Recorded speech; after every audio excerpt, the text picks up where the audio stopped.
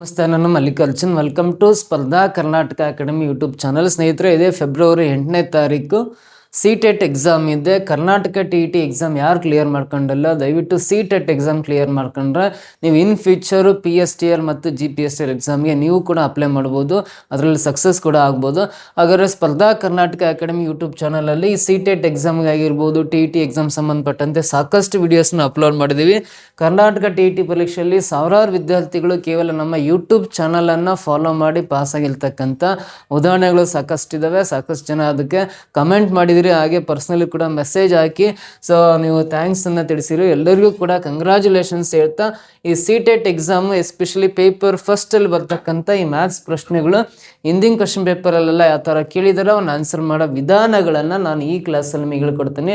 ಅದಕ್ಕಿಂತ ಬಿಫೋರ್ ಆಗಿ ನಮ್ಮ ಯೂಟ್ಯೂಬ್ ಚಾನಲ್ಗೆ ಯಾರು ಸಬ್ಸ್ಕ್ರೈಬ್ ಆಗಿಲ್ಲ ಸಬ್ಸ್ಕ್ರೈಬ್ ಆಗಿ, ಹಾಗೆ ಈ ಥರ ಲೋಗೋ ಕಾಣಿಸ್ತಕ್ಕಂಥ ಸ್ಪರ್ಧಾ ಕರ್ನಾಟಕ ಅಕಾಡೆಮಿ ಆ್ಯಪನ್ನು ಡೌನ್ಲೋಡ್ ಮಾಡ್ಕೊಂಡ್ರೆ ನೀವು ಸೊ ನಿಮಗೆ HSTR, GPSTR, PSTR ಹಾಗೆ TET ಎಕ್ಸಾಮ್ ಸಂಬಂಧಪಟ್ಟಂಥ ನಿಮಗೆ syllabus wise, topic wise, concept wise classes ಎಲ್ಲ ಸಿಗ್ತವೆ. ಹೆಚ್ಚಿನ ಮಾಹಿತಿ ಬೇಕಂದರೆ ಇಲ್ಲಿ ಕಾಣಿಸ್ತಕ್ಕಂಥ ಮೊಬೈಲ್ ನಂಬರ್ 9071673831 ಅಥವಾ 32ಗೆ ಕರೆ ಮಾಡಿ ಅಂತ ಹೇಳ್ತಾ ಮುಂದಿನ ಪ್ರಶ್ನೆ ಬರೋಣ. ಫಸ್ಟ್ ಪ್ರಶ್ನೆ, A person sold 2 articles A and B for ₹348 each. He earned a profit of 20% on A and suffered a loss of 13% on B. 13 on B. His profit in the entire transaction is ಅಂತ ಇದೆ ನೋಡ್ರಿ. A person sold 2 articles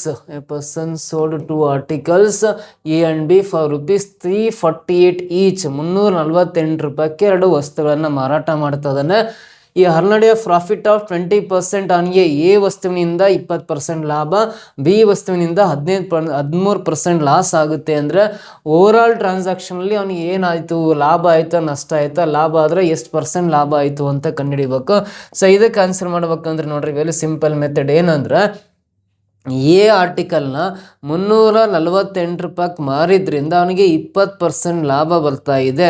so ನೋಡ್ರಿ, 348 ರೂಪಾಯಿಗೆ ಮಾರಿದ್ರಿಂದ 20% ಲಾಭ ಬರ್ತಾ ಇದೆ ಅಂದರೆ A ವಸ್ತುವಿನ ಕೊಂಡ ಬೆಲೆ ಕಂಡುಹಿಡ್ಕೋಬೇಕು, ಕಾಸ್ಟ್ ಪ್ರೈಸ್ ಕಂಡುಹಿಡಿಬೇಕು.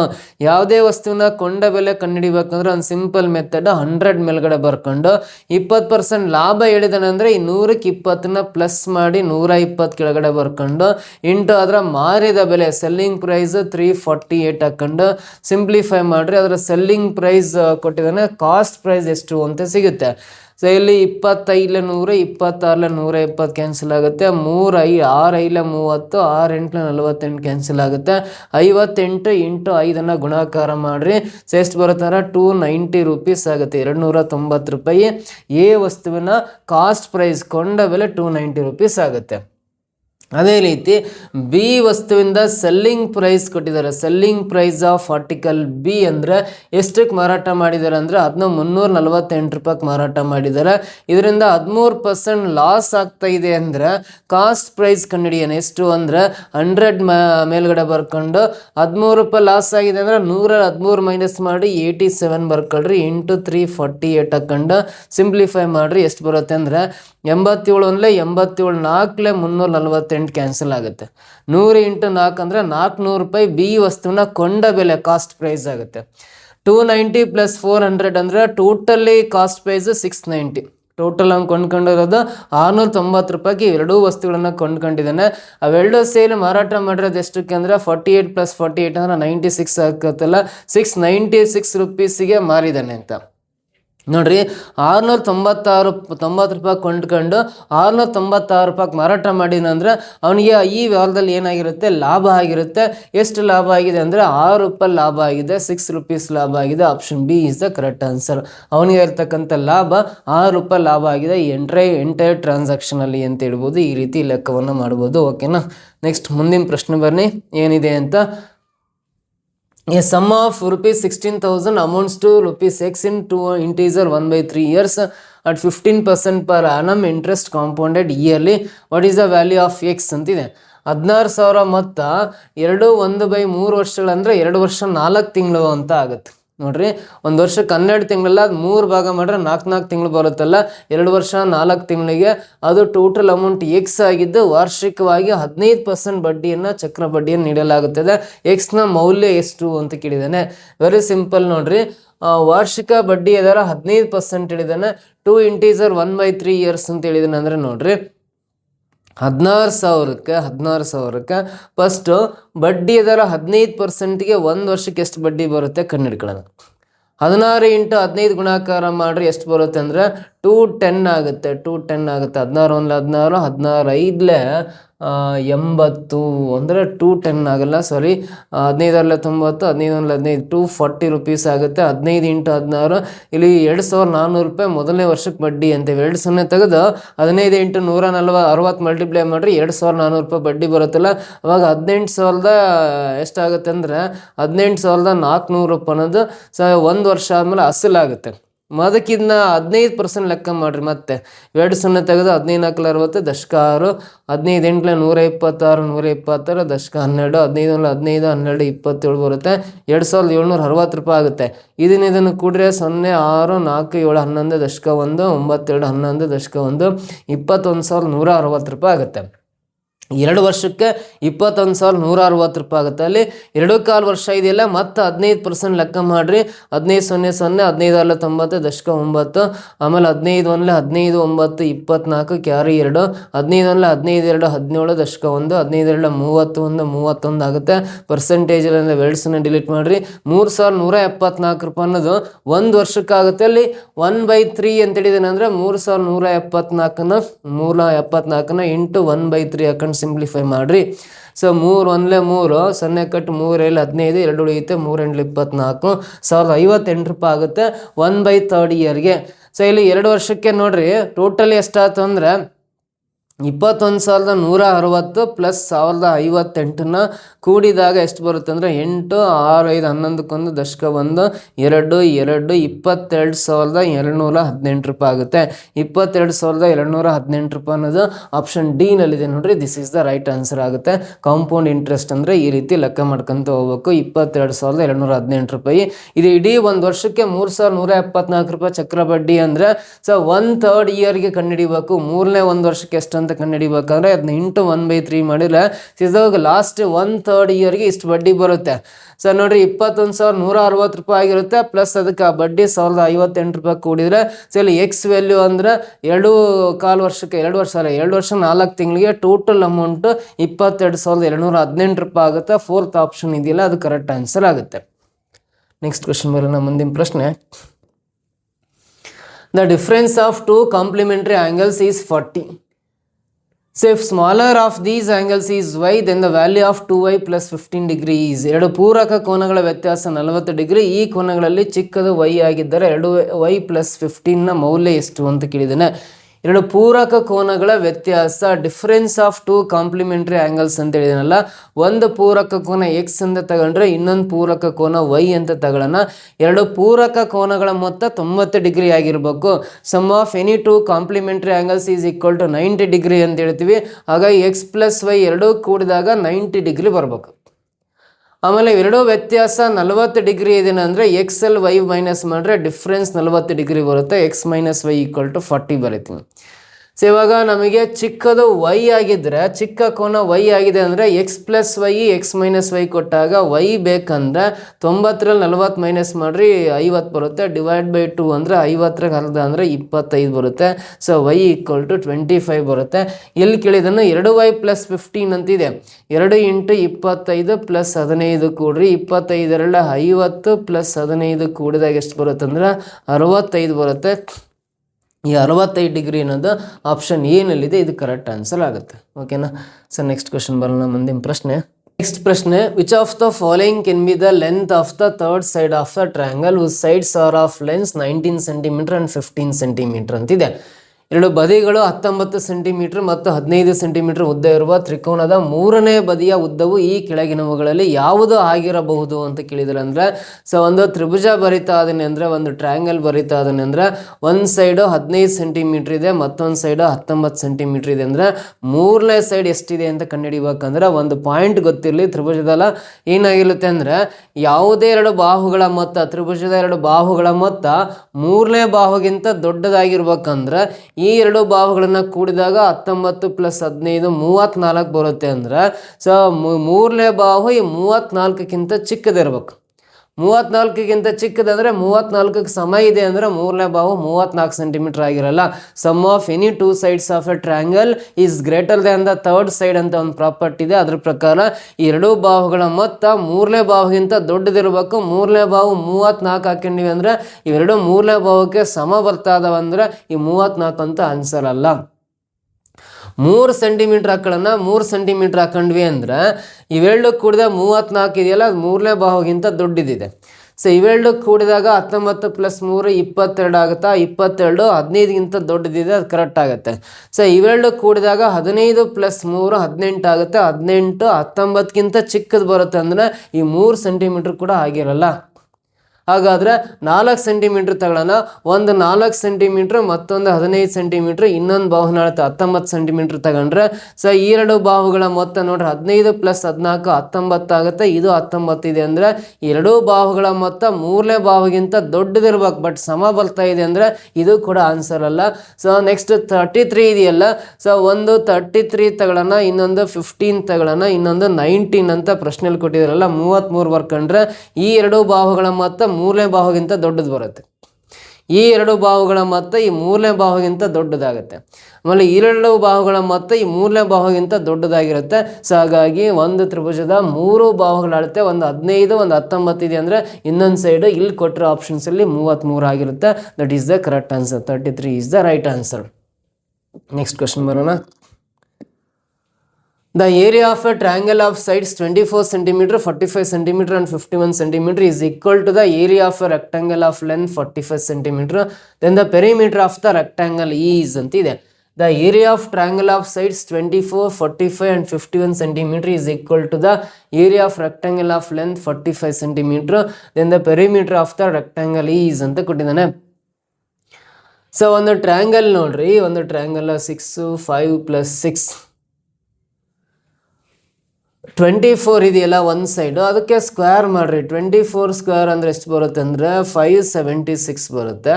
ಆಮೇಲೆ 45 ಇದೆಯಲ್ಲ ಇನ್ನೊಂದು ಸೈಡು, ಅದಕ್ಕೆ ಸ್ಕ್ವೇರ್ ಮಾಡಿರಿ. 45 × 45 ಮಲ್ಟಿಪ್ಲೈ ಮಾಡಿರಿ 2025 ಬರುತ್ತೆ. ಇವೆರಡು ಆ್ಯಡ್ ಮಾಡಿದ್ರೆ 11 ಕ್ಯಾರಿ 1, 8 + 2 10 is 0 ಕ್ಯಾರಿ 1 6, ಇದು 2 ಬರುತ್ತೆ. 2601 ಬರುತ್ತಲ್ಲ, ಈ 2601 ಅನ್ನು 51 ಸ್ಕ್ವೇರ್ ಅಂತ ಬರಿಬೋದು. ಹಾಗಾಗಿ ಇನ್ನೊಂದು ಸೈಡ್ 51 ಇದೆ ಅಂದರೆ ಎರಡೂ ಬಾಹುಗಳ ಮೊತ್ತ ಮೂರನೇ ಬಾಹುನ ವರ್ಗಕ್ಕೆ ಸಮ ಇರೋದ್ರಿಂದ ಈ ತ್ರಿಭುಜದ 3 ಬಾಹುಗಳ ಅಳತೆಗಳನ್ನು ನೋಡಿದಾಗ ಅದು ಲಂಬಕೋನ ತ್ರಿಭುಜ ಆಗಿರುತ್ತೆ ಅಂತ ಹೇಳ್ಬೋದು. ಒಂದು ಬಾಹು 24 ಸೆಂಟಿಮೀಟರ್, ಮತ್ತೊಂದು 45 ಸೆಂಟಿಮೀಟರ್, ಇನ್ನೊಂದು 51 ಸೆಂಟಿಮೀಟರ್ ಬರುತ್ತೀನಿ. ಹಾಗಾದ್ರೆ ಆ ಟ್ರಯಾಂಗಲ್ ರೈಟ್ ಆಂಗಲ್ ಟ್ರಯಾಂಗಲ್ ಆಗುತ್ತೆ. ನೋಡ್ರಿ, ಈ ಎರಡೂ ಬಾಹುಗಳ ವರ್ಗಗಳ ಮೊತ್ತ ಇವೆರಡೂ ಬಾಹುಗಳಿಗೆ ಸ್ಕ್ವೇರ್ ಆಗಿ ಕೂಡಿದಾಗ ಮೂರನೇ ಬಾಹುನ ವರ್ಗಕ್ಕೆ ಸಮ ಇದೆ ಅಂದರೆ ಅಕಾರ್ಡಿಂಗ್ ಟು ಪೈಥಾಗೋರಸ್ ಥಿಯರಮ್ ಇವು ಪೈಥಾಗೋರಸ್ನ ತ್ರಿವಳಿಗಳಾಗ್ತವೆ. ಹಾಗಾಗಿ ಆ ತ್ರಿಭುಜ ಲಂಬಕೋನ ತ್ರಿಭುಜ ಆಗುತ್ತೆ. ಇದು ವಿಕರ್ಣ 51 ಬರುತ್ತೆ. ಸೊ ಹಾಗಾದರೆ ಈ ಟ್ರಯಾಂಗಲ್ನ area of right angle triangle ಅಂದರೆ ಈ ತ್ರಿಭುಜದ ವಿಸ್ತೀರ್ಣ ಅಂದರೆ ಅರ್ಧ ಇಂಟು ಪಾದ ಇಂಟು ಎತ್ತರ ಅಂತ ಬರೀತೀವಿ. ಸೊ ಇಲ್ಲಿ ಅರ್ಧ ಇಂಟು ಪಾದ ಅಂದರೆ 45 ಇದೆ, 45 ಬರೆಯೋಣ. ಇದು ಪಾದ, ಇದು ಎತ್ತರ ಅಂದರೆ ಇದೇ 24 ಸೆಂಟಿಮೀಟರ್ ಇದೆಯಲ್ಲ, 24 ಎತ್ತರ ತಗೊಂಡ್ರೆ ಸೊ ಇದು 2 1 2 4 ಕ್ಯಾನ್ಸಲ್ ಆಗುತ್ತೆ. 12 5 60 0 ದಶಕ 6, 12 4 48 + 6 ಅಂದರೆ 54, 540 ಚದರ ಸೆಂಟಿಮೀಟರ್ ಏನಿದೆಯಲ್ಲ, ಸೊ ಇದು ಈ ತ್ರಿಭುಜದ ವಿಸ್ತೀರ್ಣ ಆಗಿರುತ್ತೆ. Then the perimeter of the rectangle is ಅಂತ ಇದೆ.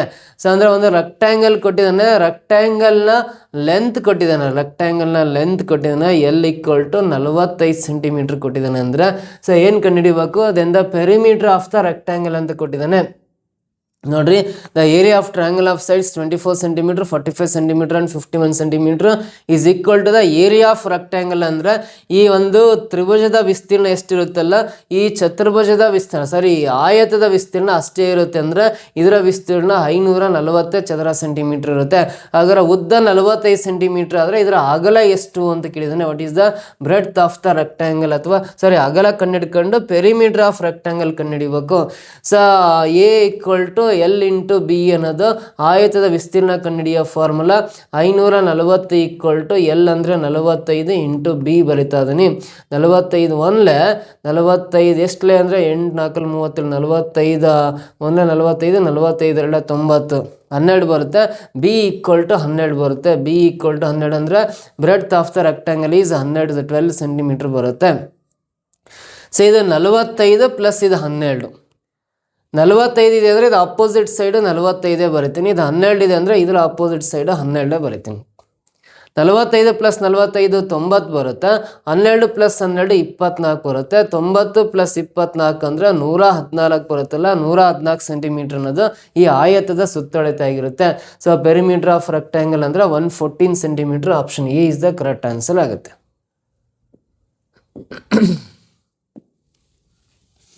In a quadrilateral ABCD, angles A, B, C and D are respectively 3x minus 10, x plus 30, 2x plus 30 and 2x minus 10. Then this quadrilateral is a ಒಂದು ಚತುರ್ಭುಜ ABCD ಅನ್ನೋ ಒಂದು ಚತುರ್ಭುಜ ಇದೆ. ಅದರಲ್ಲಿ ABCD ಯ ಕೋನಗಳು ಕ್ರಮವಾಗಿ 3x minus 10, x plus 30, 2x plus 30 and 2x minus 10 ಆಗಿರುತ್ತವೆ. ನಂತರ ಈ ಚತುರ್ಭುಜದ ಹೆಸರು ಏನು ಅಂತ ಕೇಳಿದಾನೆ. ನಿಮಗೆ ಗೊತ್ತಿದೆ, ಒಂದು ಚತುರ್ಭುಜದ 4 ಕೋನಗಳ ಮೊತ್ತ 360 ಡಿಗ್ರಿಗೆ ಸಮ ಇರಬೇಕು. ಅದರಲ್ಲಿ ಒಂದು ಕೋನ 3x ಮೈನಸ್ 10 ಇದೆಯಲ್ಲ, 3x ಮೈನಸ್ 10 ಆಗಿರ್ಬೋದು. ಮತ್ತೊಂದು ಕೋನ x ಪ್ಲಸ್ 30 ಇದೆಯಲ್ಲ, x ಪ್ಲಸ್ 30 ಆಗಿರ್ಬೋದು. ಇನ್ನೊಂದು ಕೋನ 2x ಪ್ಲಸ್ 30 ಅಂತ ಇದೆಯಲ್ಲ, ಇದಾಗಿರ್ಬೋದು. ಮತ್ತೊಂದು ಕೋನ 2x ಮೈನಸ್ 10 ಅಂತ ಹೇಳಿದ್ರಲ್ಲ, ಇದಾಗಿರ್ಬೋದು. ಈ 4 ಕೋನಗಳ ಮೊತ್ತ 360 ಡಿಗ್ರಿಗೆ ಸಮ ಇದೆಯಲ್ಲ, ಈಕ್ವಲ್ ಟು 360 ಬರೀತೀನಿ. ಸೊ ಇವಾಗಲ್ಲ 3x ಪ್ಲಸ್ ಎಕ್ಸ್ ಅಂದರೆ 4x plus 2x 6x plus 2x ಅಂದರೆ 8x ಆಗುತ್ತೆ. ಸೊ ಇಲ್ಲಿ 30 ಪ್ಲಸ್ 30 60 ಮೈನಸ್ 10 50 ಮೈನಸ್ 10 40 ಆಗುತ್ತೆ. ಸೊ 40 ರೈಟ್ ಸೈಡಿಗೆ ಬಂದರೆ ಮೈನಸ್ 40 ಬರುತ್ತೆ.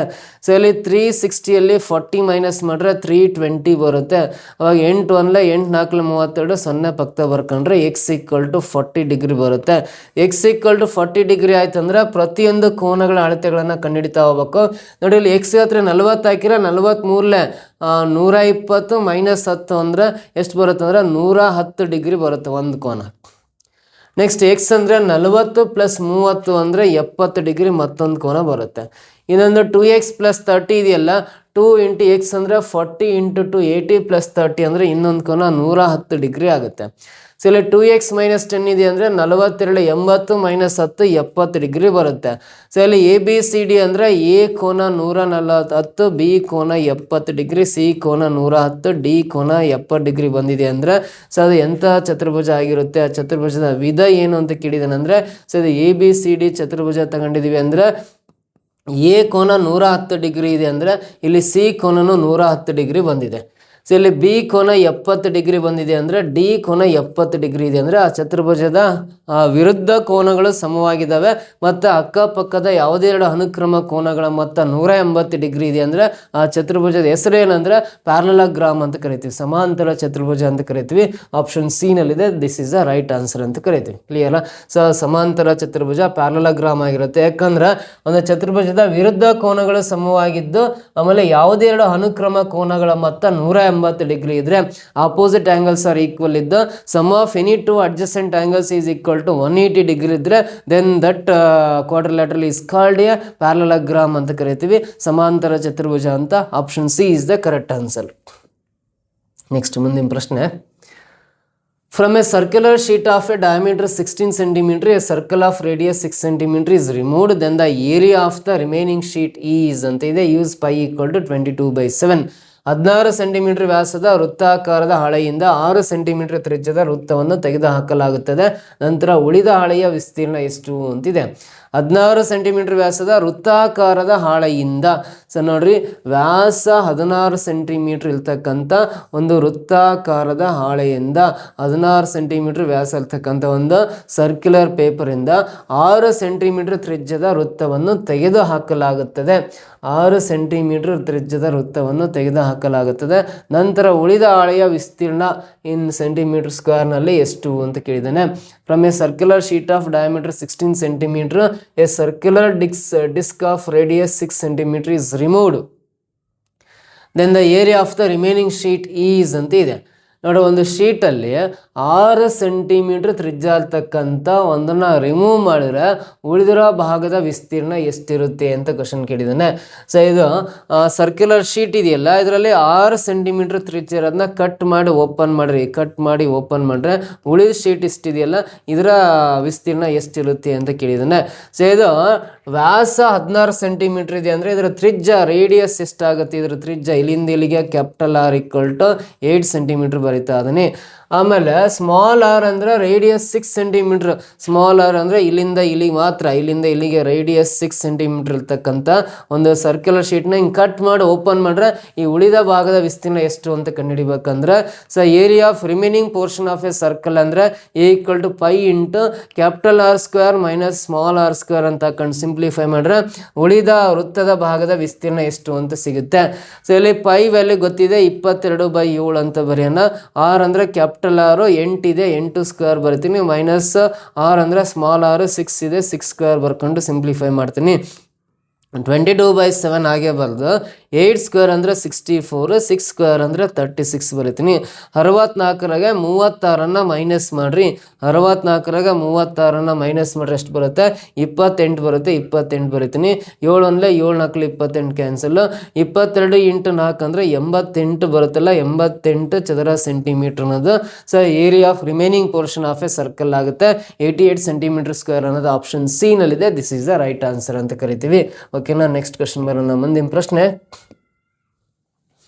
What is the result when 7 kg 7 gram is subtracted from 9 kg ಅಂತಿದೆ. ಸೊ 7 kg 7 ಗ್ರಾಮ್, 7 kg ಅಂದ್ರೆ 7 kg ಅಂದರೆ ಅದು 7000 ಗ್ರಾಮ್ ಆಗುತ್ತೆ. 7000 ಗ್ರಾಮ್ ಆಗುತ್ತೆ. ಪ್ಲಸ್ ಅದಕ್ಕೆ 7 ಗ್ರಾಮನ್ನು ಕೂಡಿದಾಗ 7007 ಗ್ರಾಮ್ ಆಗುತ್ತೆ ಟೋಟಲ್. ಇಲ್ಲಿ 9 kg ಅಂದರೆ 9000 ಗ್ರಾಮಿಂದ 7007 ಗ್ರಾಮನ್ನು ಮೈನಸ್ ಮಾಡಿರಿ. 10 7 ಕಳೆದ್ರೆ 3, ಇಲ್ಲಿ 9, ಇಲ್ಲಿ 9, 8 7 ಕಳೆದ್ರೆ 1 ಅಂದ್ರೆ 1993 ಗ್ರಾಮ್ಸ್ ಉಳಿಯುತ್ತೆ. 1993 ಗ್ರಾಮ್ ಅಂದರೆ ಅದು 1.993 kg ಆಗುತ್ತೆ. 1.993 kg ಆಗುತ್ತೆ. 1.993 kg ಅನ್ನೋದು ಆಪ್ಷನ್ ಸಿ ನಲ್ಲಿದೆ. ಅದು ಕರೆಕ್ಟ್ ಆನ್ಸರ್ ಆಗುತ್ತೆ. ಓಕೆನಾ, ನೆಕ್ಸ್ಟ್ ಕ್ವಶನ್ ಬರೋಣ. ಮುಂದಿನ ಪ್ರಶ್ನೆ, the smallest 4-digit number which is A multiple of 6, 7 and 4 is ಅಂತಿದೆ. 6, 7 ಮತ್ತು 4ರ ಗುಣಕವಾಗಿರುವ ಚಿಕ್ಕ 4 ಅಂಕಿಯ ಸಂಖ್ಯೆ ಎಷ್ಟು ಅಂತ ಕೇಳಿದ್ದಾನೆ. ಸೊ 6ರಿಂದ 7ರಿಂದ 4ರಿಂದ ಡಿವೈಡ್ ಆಗ್ತಕ್ಕಂಥ 4 ಅಂಕಿಯ ಅತಿ ಚಿಕ್ಕ ಸಂಖ್ಯೆ ಯಾವುದು ಅಂತ ಕೇಳಿದ್ದಾನೆ. ಸೊ 6, 7, 4 ಈ 3 ಸಂಖ್ಯೆಗಳಿಗೆ ನೀವು ಲಾಸ್ ಸಹ ಕಂಡುಹಿಡ್ಕೋಬೇಕು. ಚಿಕ್ಕ ಸ್ಮಾಲೆಸ್ಟ್ ಅಂದರೆ LCM ಕಂಡುಹಿಡಿಬೇಕು. 6, 7, 4 ಅಂದರೆ 2ರಿಂದ ಭಾಗಿಸ್ಬೋದು ಅಷ್ಟೇ. 2 3 6, ಇದು 7 ಆಗೇ ಬರ್ಕೊಳ್ರಿ, 7 ಆಗೇ ಬರ್ಕೊಳ್ರಿ, 2 2 4 ಇಷ್ಟೇ, ಯಾವ ಡಿವೈಡ್ ಆಗಲ್ಲ. ಇವೆಲ್ಲವೂ ಮಲ್ಟಿಪ್ಲೈ ಮಾಡಿರಿ, ಲಾಸ್ ಸಹ ಸಿಗುತ್ತೆ. 7 2 14, 14 3 42 × 2 ಅಂದರೆ 84 ಅನ್ನೋದು ಲಾಸ್ ಸಹ ಬರುತ್ತೆ. 84ರಿಂದ ಇಲ್ಲಿರೋ ಯಾವ ಸಂಖ್ಯೆಗಳು ಭಾಗ ಆಗ್ತವೆ ಭಾಗಿಸ್ಬೇಕು. 84ಇಂದ ಅಲ್ಲಿ ಯಾವ ಸಂಖ್ಯೆಗಳು ಡಿವೈಡ್ ಆಗ್ತವೆ ಡಿವೈಡ್ ಮಾಡ್ಕೋಬೇಕು. ಸೊ 1008 ಇದೆಯಲ್ಲ, 1008 ಅನ್ನೋದು 84ರಿಂದ ಭಾಗ ಆಗುತ್ತೆ ನೋಡ್ಕೊಳ್ರಿ. 84 1 84, ಇನ್ನು 16 ಉಳಿಯುತ್ತೆ. 8 ಕೆಳಗಿಳಿಸ್ಕೊಳ್ರಿ. 84 2 168 ಕರೆಕ್ಟ್ ಡಿವೈಡ್ ಆಗುತ್ತೆ. ಅಂದ್ರೆ 4 ಅಂಕಿ ಅತಿ ಚಿಕ್ಕ ಸಂಖ್ಯೆ 1008 ಕರೆಕ್ಟ್. ಸೊ 1008 ಅನ್ನೋದು 84ರಿಂದ ಡಿವೈಡ್ ಆಗುತ್ತೆ ಅಂದಮೇಲೆ ಈ 1000 ಆಗಿರ್ಬೋದು, 1002 ಆಗಿರ್ಬೋದು, 1006 ಆಗಿರ್ಬೋದು, ಇವ್ಯಾವು 84ರಿಂದ ಡಿವೈಡ್ ಆಗಲ್ಲ. ಹಾಗಾಗಿ 6ರಿಂದ 7ರಿಂದ ಮತ್ತು 4ರಿಂದ ಕಂಪ್ಲೀಟಾಗಿ ಡಿವೈಡ್ ಆಗ್ತಕ್ಕಂಥ 4 ಅಂಕಿಯ ಅತಿ ಚಿಕ್ಕ ಸಂಖ್ಯೆ ಅಂದರೆ ಆಪ್ಷನ್ ಏನೇ ಕರೆಕ್ಟು. ಈ ರೀತಿ ಸಿಂಪಲ್ ಆಗಿ ಬಿಡಿಸ್ಬೋದು. ಆ 3 ಸಂಖ್ಯೆಗಳಿಗೆ ಲಾಸ್ ಆಗಿ ಕಂಡುಹಿಡಿದು ಈ 84ಇಂದ ಇಲ್ಲಿ ಕೊಟ್ಟಿರೋ ಯಾವ ಸಂಖ್ಯೆ ಡಿವೈಡ್ ಆಗುತ್ತಲ್ಲ ಅದೇ ಸಂಖ್ಯೆ ಆನ್ಸರ್ ಆಗಿರುತ್ತೆ. First option correct. ಕ್ಲಿಯರಾ? ಸೊ ನೆಕ್ಸ್ಟ್ ಕ್ವಶನ್ ಬರೋಣ. ಮುಂದಿನ ಪ್ರಶ್ನೆ, how many planks of size 2 meter into 35 centimeter into 8 centimeter can be made from a wooden block 8 meter long 70 centimeter wide and 40 centimeter thick. ನೋಡ್ರಿ 8 metre ಉದ್ದ 70 centimetre ಅಗಲ ಮತ್ತು 40 centimetre ದಪ್ಪ ಇರುವ ಮರದ ದಿಮ್ಮಿಯಿಂದ 2 metre into 35 centimetre into 8 centimetre ಅಳತೆಯ ಎಷ್ಟು ಹಲಗೆಗಳನ್ನು ಮಾಡಬಹುದು ಅಂತ. ಸೊ ಒಂದು ಮರದ ತುಂಡಿದೆ, ಮರದ ತುಂಡಿನ ಮೆಜರ್ಮೆಂಟ್ಸ್ ಇಷ್ಟಿದೆ. ಈ ಮೆಜರ್ಮೆಂಟ್ಸ್ ದಪ್ಪ ಇರ್ತಕ್ಕಂಥ ಒಂದು ಮರದ ದಿಮ್ಮಿಯಿಂದ ಈ ಅಳತೆಯ ಎಷ್ಟು ಹಲಗೆಗಳನ್ನು ಕಟ್ ಮಾಡ್ಬೋದು ಅಂತ ಕೇಳಿದಾನೆ. ಎಷ್ಟು ಹಲಗೆಗಳನ್ನು ಕಟ್ ಮಾಡ್ಬೋದು ಅಂತ ಕೇಳಿದಾನೆ. ಸೊ ಆ ಮರದ ದಿಮ್ಮಿಯ ಉದ್ದ ನೋಡ್ರಿ ಎಷ್ಟು ಕೊಟ್ಟಿದ್ದಾನೆ ಅಂದರೆ 8 ಮೀಟ್ರ್ ಉದ್ದ ಇರುತ್ತೆ. ಮರದ ದಿಂಬಿ 8 ಮೀಟ್ರ್ ಉದ್ದ ಇದೆ, 8 ಮೀಟ್ರ್ ಉದ್ದ ಇದೆ ಅಂತ ಹೇಳಿದಾನೆ. ಸೊ 8 ಮೀಟ್ರ್ ಉದ್ದ ಇದೆ ಮತ್ತು 70 ಸೆಂಟಿಮೀಟ್ರ್ ಅಗಲ ಇದೆ, 40 ಸೆಂಟಿಮೀಟ್ರ್ ದಪ್ಪ ಇದೆ ಅಂತ ಕೊಟ್ಟಿದ್ದಾನೆ. ಸೊ ಈ ಮೆಜರ್ಮೆಂಟ್ ಇರ್ತಕ್ಕಂಥ ಮರದ ದಿಮ್ಮಿಯಿಂದ ಈ ಅಳತೆ ಇರ್ತಕ್ಕಂಥ ಎಷ್ಟು ಹಲಗೆಗಳನ್ನು ಕಟ್ ಮಾಡ್ಬೋದು ಅಂತ ಕೇಳಿದಾನೆ. ಸೊ ಹಾಗಾದ್ರೆ ನಂಬರ್ ಆಫ್ ಪ್ಲ್ಯಾಂಕ್ಸ್ ಅಂತ ಕರಿತೀವಿ. ಹಲಗೆಗಳ ಸಂಖ್ಯೆ ಕಂಡುಹಿಡಿಬೇಕು ಅಂದ್ರೆ, ನಂಬರ್ ಆಫ್ ಪ್ಲ್ಯಾಂಕ್ಸ್ ಕಂಡುಹಿಡಿಬೇಕಂದ್ರೆ ಫಸ್ಟ್ ಆ ಮರದ ದಿಮ್ಮಿಯ ಮೆಜರ್ಮೆಂಟ್ಸ್ ಏನಿದಾವಲ್ಲ 8 ಮೀಟ್ರ್ ಇದೆಯಲ್ಲ ಅದನ್ನ ಸೆಂಟಿಮೀಟ್ರಿಗೆ ಕನ್ವರ್ಟ್ ಮಾಡಿರಿ. 8 ಮೀಟ್ರ್ ಅಂದರೆ ಅದು 800 ಸೆಂಟಿಮೀಟ್ರ್ ಆಗ್ತವೆ. ಎಲ್ಲವೂ ಸೇಮ್ ಯೂನಿಟ್ಸಲ್ಲೇ ಚೇಂಜ್ ಆಗಲಿ. 800 centimetre into 70 centimetre into 40 centimetre ಬರ್ಕೊಂಡು ಡಿವೈಡ್ ಬೈ ಕೆಳಗಡೆ ಒಂದು ಮರದ ಹಲಗೆಯ ಮೆಜರ್ಮೆಂಟ್ಸು 2 ಮೀಟ್ರ್ ಅಂದರೆ 200 ಸೆಂಟಿಮೀಟ್ರ್ ಬರೀಬೇಕು ಇಂಟು 35 ಸೆಂಟಿಮೀಟ್ರ್ ಇಂಟು 8 ಸೆಂಟಿಮೀಟ್ರ್ ಬರ್ಕೊಂಡು ಸಿಂಪ್ಲಿಫೈ ಮಾಡಿದ್ರೆ ನಮಗೆ ಆನ್ಸರ್ ಸಿಗುತ್ತೆ. 201 204 800 ಕ್ಯಾನ್ಸಲ್ ಆಗುತ್ತೆ. 35 ಅಂದರೆ 35 2 70 ಕ್ಯಾನ್ಸಲ್ ಆಗುತ್ತೆ. 8 ಅಂದರೆ 8 5 40 ಕ್ಯಾನ್ಸಲ್ ಆಗುತ್ತೆ. 5 ಇಂಟು 2 10, 10 ಇಂಟು 4 40 ಬರುತ್ತಲ್ಲ. ಈ ಥರ 40 ಹಲಗೆಗಳನ್ನು ಕಟ್ ಮಾಡ್ಬೋದು. 40 ಹಲಗೆಗಳು ಅಂದರೆ ಆಪ್ಷನ್ ಎ ಇದೆಯಲ್ಲ, ಇದು ಕರೆಕ್ಟ್ ಆನ್ಸರ್ ಆಗುತ್ತೆ. ಕ್ಲಿಯರಾ? ನೆಕ್ಸ್ಟ್ ಪ್ರಶ್ನೆ ಬರೋಣ. ಮುಂದಿನ ಪ್ರಶ್ನೆ next 11th question. The value of 4/7 plus 5/14 minus 7/8 ಅಂತ ಕೊಟ್ಟಿದ್ದಾನೆ. 4/7 ಪ್ಲಸ್ 5/14 ಮೈನಸ್ 7/8 ಇದರ ಬೆಲೆ ಎಷ್ಟು ಅಂತ ಕೇಳಿದ್ದಾನೆ. ಫಸ್ಟ್ ಛೇದಗಳಿಗೆ ಡಿನಾಮಿನೇಟರ್ಸ್ಗೆ LCM ಕಂಡುಹಿಡಿಯೋಣ. 7, 14, 8ಕ್ಕೆ ಲಾಸ ಕಂಡುಹಿಡ್ಕೊಳ್ಳೋಣ. 7, 14, 8 ನಾವು ಯಾವ ಸಂಖ್ಯೆಯಿಂದ ಭಾಗ ಆಗ್ತವೆ ಅಂದರೆ 7 1 7, 7 2 14, ಇದು 8 ಡಿವೈಡ್ ಆಗಲ್ಲ, ಹಾಗೆ ಬರ್ಕೊಳ್ಳೋಣ. ಮತ್ತು 2ರಿಂದ ಬಾಕ್ಸನ್ನು ಈ 1 ಆಗಿ ಇರಲಿ. 2 1 2 2 4 8 ಕ್ಯಾನ್ಸಲ್ ಆಗುತ್ತೆ. ಸೊ ಇಲ್ಲಿ ಎಲ್ಲ ಗುಣಿಸ್ರಿ. 7 2 14, 14 4 56 ಬರುತ್ತೆ. ಸೊ 56 ಬರ್ಕೊಂಬಿಟ್ಟು ಇದು 7 8 56, 8 4 32, 32 ಬರೆಯೋಣ. ಪ್ಲಸ್ ಇದು 14 4 56, 4 ಇಂಟು 5 20 ಬರೆಯೋಣ. Minus 8 7 56, 7 into 7 49 ಬರ್ಕೊಳ್ಳೋಣ.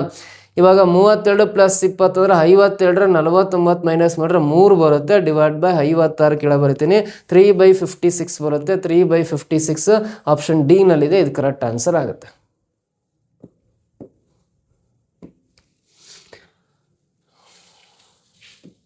ನೋಡ್ರಿ next question. The sum of the prime numbers between 31 and 60 is ಅಂತಿದೆ. 31 ಮತ್ತು 60 ನಡುವಿನ ಅವಿಭಾಜ್ಯ ಸಂಖ್ಯೆಗಳ ಮೊತ್ತ ಎಷ್ಟು ಅಂತ ಕೇಳಿದ್ದಾನೆ.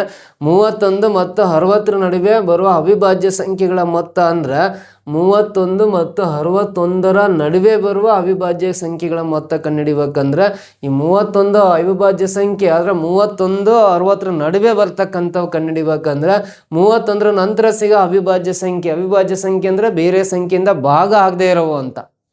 So the numbers which are not divisible by any other numbers ಅಂತ ಕರಿತೀವಿ. 37 ಆದಮೇಲೆ 41, 43 ಆದಮೇಲೆ 47, 47 ಆದಮೇಲೆ 50, 49, 51, 53 ಆದಮೇಲೆ ನೆಕ್ಸ್ಟು 59. ಇವೆಲ್ಲ 31 ಮತ್ತು 60 ನಡುವೆ ಬರ್ತಕ್ಕಂಥ ಅವಿಭಾಜ್ಯ ಸಂಖ್ಯೆಗಳು. ಇವೆಲ್ಲ ಸಂಖ್ಯೆಗಳನ್ನ ಕೂಡಿದಾಗ ಮೊತ್ತ ಎಷ್ಟು ಬರುತ್ತೆ ಅಂತ ಕೇಳಿದಾನೆ. ಇವೆಲ್ಲ ಸಂಖ್ಯೆಗಳನ್ನ ಕೂಡಿದಾಗ ಟೋಟಲ್ ಎಷ್ಟು ಬರುತ್ತೆ ಅಂತ ಕೇಳಿದಾನೆ. ಇಲ್ಲಿ 9 3 12, 12 ಪ್ಲಸ್ 7 19, 19 3 22 ಪ್ಲಸ್ 1 23 ಪ್ಲಸ್ 7 ಅಂದರೆ 30 0 ದಶಕ 3, 5 3 8, 8 10 13 4 17, 17 4 21, 4 25 ಪ್ಲಸ್ 3 28 ಆಗುತ್ತೆ. 280 ಬರುತ್ತೆ. 280 ಅನ್ನೋದು ಆಪ್ಷನ್ ಡಿ ನಲ್ಲಿದೆ. ಇದು ಕರೆಕ್ಟ್ ಆನ್ಸರ್ ಆಗುತ್ತೆ. ಓಕೆನಾ? ಸೊ ಇವೆಲ್ಲ CTET ಎಕ್ಸಾಮ್ ಪ್ರೀವಿಯಸ್ ಕ್ವಶನ್ ಪೇಪರಲ್ಲಿ ಕೇಳಿರ್ತಕ್ಕಂಥ ಪ್ರಶ್ನೆಗಳು. ಸೊ ನಮ್ಮ ಕರ್ನಾಟಕದ ಅಭ್ಯರ್ಥಿಗಳು ಕೂಡ CTET ಪಾಸ್ ಆಗಲಿ ಅನ್ನೋ ನಮ್ಮ ಉದ್ದೇಶ ಆಗಿರುತ್ತೆ. ನನ್ನ ವಿಡಿಯೋಸ್ ಇಷ್ಟ ಆಗಿದ್ರೆ ಲೈಕ್ ಮಾಡಿ, ಕಮೆಂಟ್ಸ್ ಮಾಡಿ, ನಿಮ್ಮ ಫ್ರೆಂಡ್ಸ್ ಗ್ರೂಪಿಗೆಲ್ಲ ಶೇರ್ ಮಾಡ್ತಾ ಬನ್ನಿ. ನೆಕ್ಸ್ಟ್ ವಿಡಿಯೋದಲ್ಲಿ ಮತ್ತೆ ಭೇಟಿ ಆಗ್ತೀನಿ. Thank you so much.